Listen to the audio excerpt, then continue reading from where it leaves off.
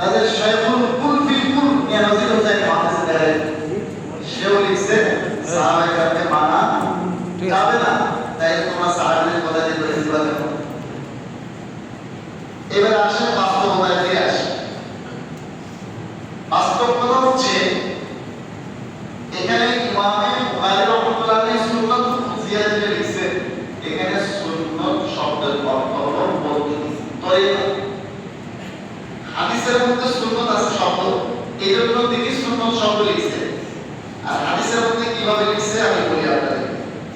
মাযযামা আলা সালাতি তাম্মা নুসুকু ওয়া আসাবা সুন্নাতাল মুসলিমিনা।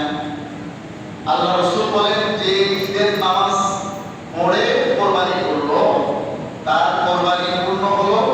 এবং সে এখানে সুন্নাত শব্দের অর্থ পদ্ধতি। সুন্নাত শব্দের অর্থ কি?